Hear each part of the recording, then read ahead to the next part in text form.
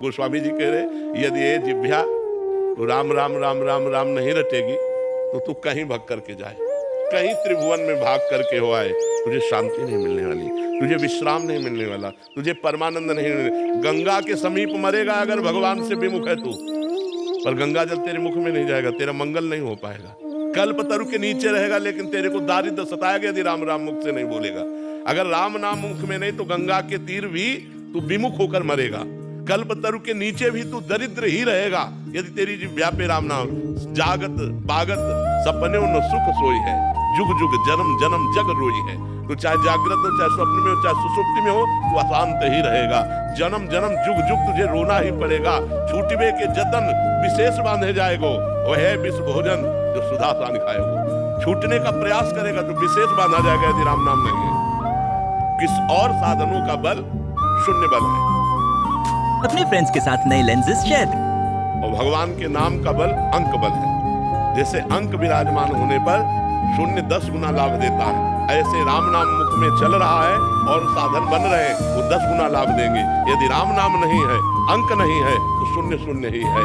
भगवान ने स्वयं कहा व्रतांश यज्ञ छंदांश तीर्था नियमा यमा, इनके द्वारा मैं वशीभूत नहीं होता। बड़े बड़े व्रत, बड़े बड़े नियम, बड़े बड़े तीर्थ, बड़े बड़े यम, इनके द्वारा नहीं होता। यदि साधु समाज मिल जाए, भगवान ने कहा वो साधु समाज सब संगों का त्याग करवा के भगवान के नाम में प्रीति करवा देती है। संत संग का यही रंग है कि भगवान प्यारे लगने लगे, भगवान का नाम प्राण प्रिय लगने लगे।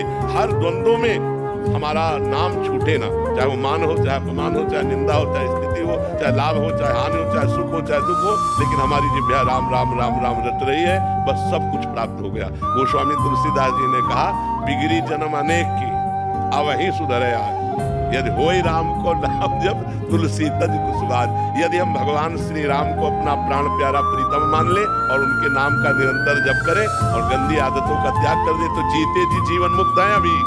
अभी जीवन मुक्त है, अभी भगवत प्राप्त है। भगवान से अपना ममत्व और नाम की आसक्ति और दुर्गुण दुराचारों का त्याग, बस इतना ही सब शास्त्रों का सार है। इतने सब शास्त्रों का सार है कि दुर्गुण दुराचार का त्याग नहीं हो पाता। कहीं ना कहीं भगवान नाम आश्रय तो लिए हैं, पर दुर्गुण दुराचार का जो त्याग नहीं हो पाता, इसीलिए भगवदानंद की अनुभूति नहीं हो पाती। नहीं तो हर समय तृप्त और आनंद का अनुभव हो। एक तृप्ति संसार की तरफ से तृप्ति और भगवदानंद का अनुभव हो केवल भगवद आश्रय पड़े रहने से।